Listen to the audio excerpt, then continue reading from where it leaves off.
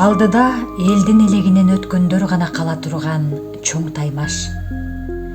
Мекендештердин тагдырына жоопкер болгон жогорку кеңештин шайлоосуна катышуу чечимин кабыл алуу мен үчүн да оңой болгон жок. Буга чейинки ээлеген кызматтарымда элдин эсинде калчудай эмгек жасай алдымбы деп эчен ирет ойлонуп толгондум.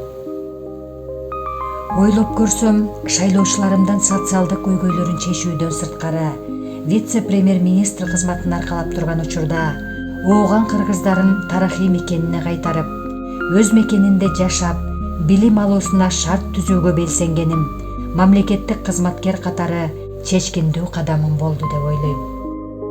Мезгил өтөт, тарыхый мекенине кайтып келген боордошторубуз өз жеринде ордун таап, балким мекендин жүгүн аркалаган мыкты инсандардан болоор.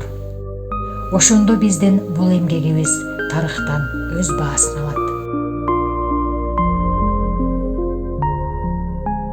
Дал ушул күндөрдө миллиондон ашкан мекендешибиз мигрант болуп, бакытты башка өлкөлөрдөн издеп жүрөт. Мигранттардын канчалаган наристелери ата-эне мээримине зар болуп чоңоюуда.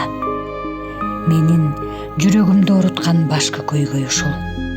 Ар бир мекендешибиз өз мекенинде татыктуу жумуш орну менен камсыз болуп, бакубат турмушка өз мекенинде эгедер болсо. Саясатка аттанган кыргыздын уул кыздары баарыбыз бир муштумдай түйүлүп, чачылганды жыйнап, үзүлгөндө уласак деген тилегим бар. Бул кыялдын баары ишеним менен гана ишке ашат.